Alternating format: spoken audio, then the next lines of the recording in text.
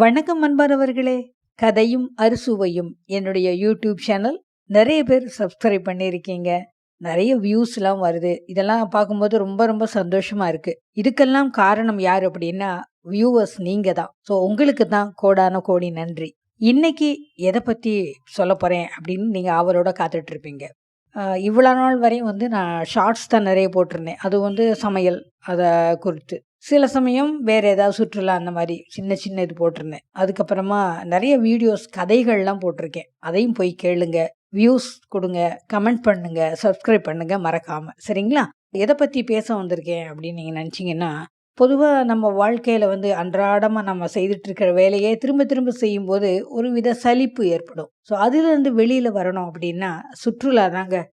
நம்ம டூர் போகிறது அப்படின்னு சொல்லுவோம் இல்லையா, அதுதான் மனசுக்கு ரிலாக்ஸ் கொடுக்கும். சரி, உடனே டூர் போகணும் அப்படின்னோடனே பெரிய ஹில் ஸ்டேஷன் போய் அங்கே நிறைய செலவழித்து அப்புறம் சுற்றி பார்த்து அதெல்லாம் வரும்போது நம்ம மனசுக்கு ஒரு பக்கம் அப்பா செலவாகுதேன்னு தோணும். ஆனால் அதையும் மீறி நம்ம பார்த்த இடங்களை ரசிக்கணும் அப்படிங்கிறது ஒரு 50% தான் இருக்கும். இதே சமயம் ஆன்மீக சுற்றுலாவும் நம்ம மனசுக்கு நிம்மதியை கொடுக்கும். உண்மையிலேயே நம்ம என்னதான் செலவழித்து போகிறோம் அப்படிங்கிறது ஒரு பக்கம் இருந்தாலும், குறைந்த செலவில் நிறைந்த திருப்தி அப்படிங்கிறது ஒரு சில இடங்களுக்கு மட்டும்தான் கிடைக்கும்.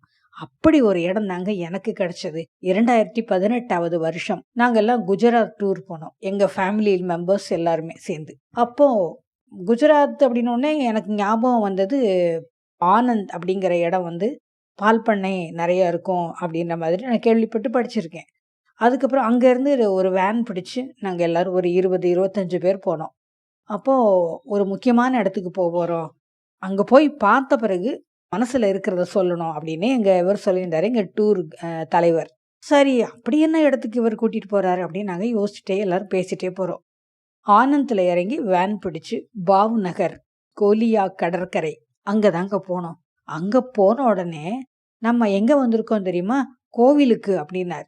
உடனே எங்களுக்கெல்லாம் கோவிலா, என்ன கோபுரம் இல்லை, கருவறை இல்லை, பிரகாரம் இல்லை, ஆரத்தி இல்லை, பிரசாதம் இல்லை, கோவில்கிறாங்களே அப்படின்னு நினச்சிட்டு போகிறோம். அவர் சொல்கிறாரு, இன்னைக்கு நம்ம பஞ்சமி திதியில் வந்திருக்கோம் அப்படின்னார். ஸோ நம்ம எல்லாருக்கும் தெரியும் ஒவ்வொரு நாளும் ஒவ்வொரு திதி.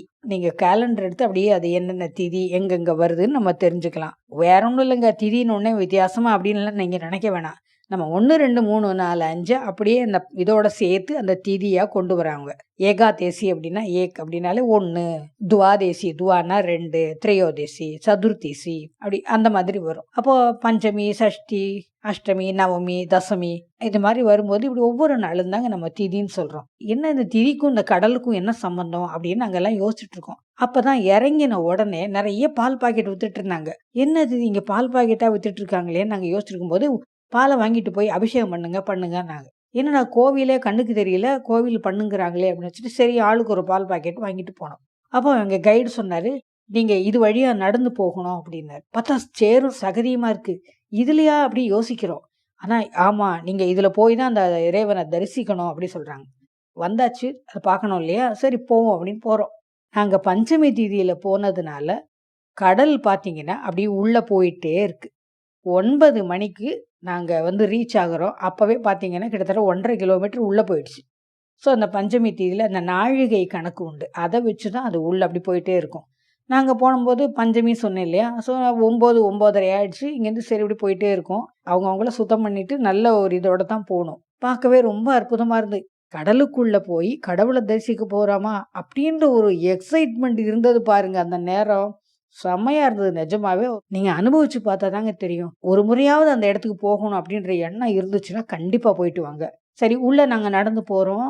கிட்டத்தட்ட 3/4 கால், நம்ம முழங்கால் சொல்லுவேன், அதுக்கு கீழே வரையும் நம்ம கால் உள்ளே போகுது. ஒருத்தருக்கு ஒருத்தர் பிடிச்சிக்கிட்டு ஹெல்ப்போடு தான் போனோம். அதில் நம்ம குரூப்பாக போனதுனால அப்படி போனோம். நிறைய சின்ன பசங்க எல்லாமே நல்லா ஜாலியாக குதிச்சு அவங்க பாட்டு போயிட்டுருக்காங்க. அந்த ஊரில் தெரிஞ்சவங்கெல்லாம் அவங்க பாட்டு போயிட்டுருக்காங்க. போய் ஒரு இடத்துல கிட்டத்தட்ட ஒரு 3/4 மணி நேரம் நாங்கள் நடந்தோங்க. அதுவும் இந்த சகதிக்குள்ளேயே. எப்படா கோவில் வரும்னு ஆயிடுச்சு. ஆனால் அது ஒரு மாதிரி வித்தியாசமாக த்ரில்லிங்கான அனுபவம் சொல்லுவோம் இல்லையா, அந்த மாதிரியே இருந்தது. அந்த மேடையை சுற்றி பார்த்தீங்கன்னா அவ்வளவு கடல் புறாக்கள். அதை பார்த்த உடனே நம்ம நடந்து வந்த களைப்பெல்லாம் போயிடுச்சு. இதுதான் கோவிலா அப்படின்னு நாங்கள் யோசிக்கிறோம். வேற ஒன்றும் இல்லைங்க. 5 5 ஒரு வட்டமான கல்லை ஒன்று மேலே ஒன்று அடுக்கி வச்சோம்னா எப்படி இருக்கும்? பெரிய பெரிய வட்டமான கல் நல்லா பெருசாக இருந்தது. 5 கல் அடுக்கி வச்சுருக்கேன். அதில் வெள்ளை சிவப்பு வெள்ளை சிவப்பு அதுதாங்க கோபுரம். அதுக்கு மேலே உச்சியில் ஒரு கொடி இருக்குது, காவி கலரில் கொடி இருந்தது. இது என்ன கோவில் அப்படின்னு அவர் சொன்னார். பஞ்சபாண்டவர்கள் மகாபாரதத்தின் போது இப்போ நம்மை அறியாமலே நாம் எத்தனையோ உயிர்களை கொன்றிருப்போம். கொசு, ஈ, இந்த மாதிரி ஏதோ நம்ம அறியாமலே நம்ம செய்திருப்போம். அது இறப்பதற்கு காரணமாக இருந்திருப்போம் இல்லையா? ஸோ அந்த பாவங்களெல்லாம் நம்ம மனசுக்குள்ளே தோணும், ஐயோ என்ன பாவம் பண்ணோமோ, இதெல்லாம் செஞ்சிட்டோம் அப்படின்னு யோசிப்போம். பஞ்சபாண்டவர்கள் மகாபாரத போரின் போது, அதாவது அவங்கள அறியாம அவங்க எத்தனை உயிர்களை கொன்னாங்களோ அந்த சாபம் எல்லாம் நம்ம சந்ததியை பாதிக்குமே அப்படின்னு நினைச்சிட்டு அவங்களை அங்க பஞ்ச லிங்கங்கள் பிரதிஷ்டை பண்ணி அங்க போய் தினமும் பூஜை செய்தாங்களாம். எப்படி கடல் தினமும் உள்ள போயிட்டே இருக்குங்க. அந்தந்த திதிக்கு ஏத்த மாதிரி அமாவாசை பௌர்ணமி நாட்கள்ல நிறைய அலை இருக்கும். அந்த நான் சொன்னேன் இல்லையா கொடி, அந்த கொடி வரையும் தண்ணி இருக்கும். மழை, புயல், வெள்ளம் இது கூட ஏன் நிலநடுக்கம் கூட சமீபத்தில் வந்தது இல்லையா குஜராத்தில்? அப்போ கூட இந்த கொடி இருக்கு பாருங்க, மேலே இருக்கிற அந்த கொடி ஒரு துளி கூட அசையாமல் அப்படியே ஸ்ட்ராங்காக நின்றுருக்கு. அப்போனா இது எந்த ஒரு கருணையின் அடிப்படையா இல்லை தத்துவமா என்னன்னே புரியாத ஒரு புதிராக இருக்குது. அதனால் இந்த கொடியை வணங்குறது அவ்வளோ விசேஷமாக இருக்குது. இங்கே இந்த ஃபோட்டோ போட்டிருக்கேன், நானும் அங்கே அந்த இதில் தான் இருக்கேன். நான் அந்த கோபுரத்துக்கு கீழே தான் உட்காந்துட்டு இருக்கோம், திரும்ப தான் தெரிகிறோம். அந்த அளவுக்கு உயரம் இருக்கும். அந்த உயர அளவு தண்ணி மூழ்கிடும். பொதுவாகவே பௌர்ணமி அமாவாசையில் அலைகளுடைய உயரம் ஜாஸ்தியாக இருக்கும். ஸோ அந்த மாதிரி தான் இருக்குமா.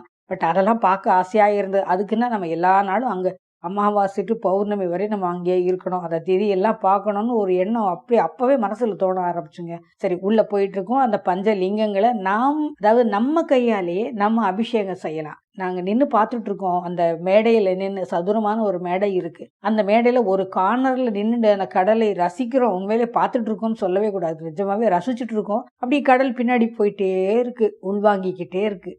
அப்பா ரொம்ப அற்புதமாக இருந்தது. அப்புறம் இவர் டூர் லீடர் சொன்னார், நீங்கள் 12 மணிக்குள்ளே இந்த இடத்த விட்டு நம்ம கிளம்பிடணும் அப்படின்னாரு. ஏன் அப்படின்னு அப்போ தான் எல்லாருக்கும் தோணிச்சு, என்னது கடல் உள்ளே போகுதுமா, இது அந்த திதி முடியுது இல்லையா, அந்தந்த திதிக்கு ஏற்ற மாதிரி தான் உள்ளே போகுதுன்னு சொன்னோம். ஸோ அந்த நாழிகை வரையும் தான் அந்த கடல் உள்வாங்கிக்கிட்டே இருக்கும். அதுக்கப்புறம் ஆட்டோமேட்டிக்காக அந்த இதோட கூட கூட கூட கூட நம்மளுக்கு அந்த கடல் தண்ணி நம்ம எங்கே கரையில் பால் வாங்கினோம் சொன்னோம் இல்லையா, அந்த இடத்துக்கு வந்துடுதுங்க. எவ்வளோ நல்லா இருக்கு, நின்று பார்க்கணும்னா எப்படி ஒரு ரசனையாக இருக்கணும். உண்மையிலே அவ்வளோ ஆசை இருந்தது, எல்லா நாளும் அங்கேருந்து பார்க்க மாட்டோமோன்னு. இந்த கடல் உள்வாங்குற அந்த விளைவு இருக்கே, அப்பப்பா நிஜமாவே சூப்பராக இருந்தது. அப்படி பார்த்துட்டே இருக்கணும் போல. இதை பார்த்து நாங்கள் மறந்துட்டு தரிசனம் பண்ண வந்திருக்கோம், அதை பண்ணாமல் இருக்கக்கூடாதுன்னு சொல்லி ஒவ்வொரு லிங்கத்துக்கும் அதாவது நாங்களே போய் போய் தண்ணி அபிஷேகம் பண்ணிட்டு, யாரெல்லாம் பால் வாங்கிட்டு இருந்தோமோ எல்லாம் பால் அபிஷேகம் பண்ணி பூவெல்லாம் போட்டுட்டு, ஒரு சிலர் அங்கேயே சாமியார்கள்லாம் இருக்காங்க. அவங்க டெய்லி ஏதோ பூஜை பண்ணி அவங்களோட இது பண்ணுறாங்க. அது ஒரு குறிப்பிட்ட நேரத்துக்கு மட்டும்தான் அவங்க வராங்க. மிச்ச நேரம்லாம் நாமே அங்கே பூஜை செய்யலாங்க. அதுதான் அங்கே ரொம்ப சிறப்பாக இருந்தது. பூஜை செய்யும் போது நம்மளுக்கு என்ன தோணும், பொதுவாகவே நம்ம என்னென்னமோலாம் நினைப்போம். நம்ம சாதாரணமாக ஒரு கோவிலுக்கு போகும்போது இந்த மாதிரி வீடு கூடு இல்லை வாசல் கூடு, கல்யாணம் நடக்கணும், குழந்தை பிறக்கணும், எத்தனையோ விஷயங்கள் நமக்குள்ள இல்லை. எனக்கு நல்ல வேலை கிடைக்கணும், நல்லா படிப்பு சீட்டு கிடைக்கணும், காலேஜ் கிடைக்கணும், வேண்டுதல் இருந்துகிட்டே இருக்கும். ஆனால் அந்த கருவறை கிட்ட போகும்போது நம்மளுக்கு அந்த தெய்வத்தை பார்க்கணும் அப்படின்ற ஒரு எண்ணம் மட்டும்தான் இருக்கும். அப்போ நம்ம நினச்சிட்டு இருந்தது எல்லாமே மறந்துடும். அதாவது கர்ப்ப கிரகத்தில் இருக்கிற அந்த சிலையோட மகிமை நீங்கள்லாம் உணர்ந்திருக்கீங்களா? இனிமேல் கோயிலுக்கு போகும்போது அங்கே போய் நின்று பாருங்கள், நீங்கள் என்ன நினைக்கிறீங்கன்னு உங்களுக்கே தெரியாது. அப்படி ஒரு அற்புதமான கர்ப்ப கிரகம் இருக்கும். இங்கே என்னென்னா, அந்த சிவலிங்கத்துக்கு நாம் அபிஷேகம் பண்ணும்போது நம்மை அறியாமலே நமக்கு உலக ஆசைகள் நம்ம சுற்றிட்டு தான் இருக்கும். அந்த சுற்று வட்டம் நம்மளுடைய அறிவுக்கும் மனசுக்கும் எட்டாத வகையில் இருக்குங்க. அவ்வளோ அழகாக இருக்கும். அபிஷேகம் பண்ணும்போது அப்படி ஒரு மனப்பூர்வமான ஒரு எண்ணம், பக்தி அங்க உருவாகும். சாதாரண கோயிலுக்கும் நீங்க போனாலும் இது உணர முடியும். இந்த மாதிரி அற்புதமும் அதிசயமும் நிறைந்த கோயிலுக்கு போகும்போது எப்படி இருக்கும் பாருங்களேன். அப்படி கற்பனை செய்து கூட நீங்க பார்த்துக்கலாம். நான் நேரடியா பார்த்ததுனால இவ்வளோ எக்ஸைட்டா உங்களுக்கு சொல்லிட்டு இருக்கேன். கண்டிப்பா நீங்களும் இந்த குஜராத் போனீங்கன்னா போங்க, பாவ்நகர் போங்க. நிஷ்கலங் மகாதேவ் கோவில் தான் சொல்றாங்க. ஸோ இந்த கோவிலை பார்த்துட்டு அந்த கொடி உயரமா இருக்கு இல்லையா, அதை நல்லா தரிசனம் பண்ணிட்டு நாங்கள் எல்லாம் அப்படியே திரும்பி வந்தோம். அவரெல்லாம் சொன்னார், 12 மணிக்குள்ளே நம்ம திரும்பி போயிடணும், அதனால எல்லாம் சீக்கிரம் பூஜையை வந்து டக்கு டக்குன்னு முடிங்கன்னாங்க. சரி, நாங்கள் எல்லாம் முடிச்சிட்டோம். முடிச்ச பிறகு கொஞ்ச நேரம் அப்படியே வீடியோவை எடுத்து பார்த்தா அவ்வளோ கடல் புறாக்கள், அந்த கடல் பறவைகள் எல்லாமே அப்படி அந்த சவுண்டே ரொம்ப அழகாக இருந்தது. கூட்டம் கூட்டமாக போயிட்டே இருந்தது. இப்போல்லாம் வந்து நம்ம பச்சை பசேல்னு இடம் இருக்குது, அதை பார்க்குறதே அதிசயம். சிமெண்ட் காடுகளாக இருக்குது அப்படின்ற மாதிரி படிச்சுட்டு இருக்கோம். ஆனால் இங்கே பார்த்தீங்கன்னா எங்கே பார்த்தாலும் தண்ணியாக இருக்குங்க. அதை பார்க்கும்போதே ஒரு நல்ல ஒரு அனுபவம் கிடைக்குது. சரி, அதுக்கப்புறம் இந்த அபிஷேகம் எல்லாம் முடிச்சுட்டு அங்கே ஒரு இவர் இருந்தார். ஸோ அது ஒரு பெரியவர்கிட்ட ஆசி வாங்குறது தப்பு இல்லையே. ஸோ ஆசீர்வாதம் பண்ணோடனே அதே வாங்கிட்டு எங்களுக்கு பிரியவே மனசு இல்லாமல் திரும்பி திரும்பி பார்த்துட்டே வந்தோம். கடல் எப்பயாவது இப்படி வருமா வருமான்னு பார்த்துட்டு வந்தாங்க. அவ்வளோ ஜாலியாக இருந்தது. அதே சமயம் இப்படி ஒரு அதிசயமான இடம் நம்ம இந்தியாவில் இருக்குது அப்படின்னு நினைக்கும் போது எவ்வளோ சந்தோஷமா இருக்குது. அதே மாதிரி நாங்கள் வெளியில் வரோம். கிட்டத்தட்ட நாங்கள் 12:30 அந்த மாதிரி வெளியே இறங்கி சரி போகலாம் அப்படின்னு. ஏன்னா அடுத்த ஊருக்கு இன்னொரு போகணும், அதுக்காக வந்துட்டோம். நாங்கள் முதல்ல கடற்கரைக்கு உள்ளே நுழைஞ்ச போது நான் சொன்னேன் இல்லையா, நம்ம காலில் பாதி கால் அளவு சகதி உள்ளே போயிடுச்சு, அப்படி அமுங்கி அமுங்கி தான் பிடிச்சிட்டு போனோன்னு. ஆனால் நாங்கள் வரும்போது ஒரு பொட்டு தண்ணி கூட இல்லை, அப்படியே உலர்ந்த தரை அங்கே இருந்தது. ஃப்ரீயாக நடந்து 5 நிமிஷத்துக்குள்ளே வந்துட்டோம் கடற்கரைக்கு. கரையில் வந்து நின்ன பிறகு கூட கடல் வருமா வருமானு பார்த்துட்டு இருந்தோம். உண்மையிலேயே ஒரு அற்புதமான மறக்க முடியாத அனுபவம் அப்படி சொல்றதை விட ஒரு உணர்வு அப்படின்னு நான் சொல்லணும்னு நினைக்கிறேன். இந்த பக்தி உணர்வு வந்து நம்ம வந்து சுற்றுலாவா நம்ம நினைக்காம ரெண்டுமே கலந்ததா இருக்கு பாருங்களேன். அதுதான் உண்மையிலேயே சிறப்பா இருந்தது. அருமையான இடம். உங்களுக்கும் தோணிச்சுன்னா, எப்பயாவது ஒரு சான்ஸ் கிடைச்சிச்சுன்னா கண்டிப்பா போய் பாருங்க. குஜராத்ல இருக்கிற பாவ்நகர்ல நிஷ்கலங் மகாதேவ் இந்த கோவிலுக்கு தான் போய் பாருங்க. ஆத்மார்த்தமான ஒரு திருப்தி கிடைக்கும். இதே மாதிரி நிறைய இடங்களுக்கு நான் போயிருக்கேன். அடுத்து குஜராத்லயே பார்க்க வேண்டிய இடங்கள் நிறைய இருக்கு. இன்னும் நிறைய ஊர்கள், சில அனுபவங்களை உங்களோட பகிர்ந்துக்கலாம் இருக்கேன். இந்த வீடியோவை மறக்காம கடைசி வரையும் பாருங்க, கமெண்ட் பண்ணுங்க. மறக்காம திரும்ப சொல்றேன், சப்ஸ்கிரைப் பண்ணுங்க. ஏன்னா கிட்டத்தட்ட 90% வந்து சப்ஸ்கிரைப் பண்ணாம வெறும் வியூஸ் மட்டும் வருது அப்படின்னு கிராஃப் காட்டுது. அதனால மறக்காம சப்ஸ்கிரைப் பண்ணுங்க.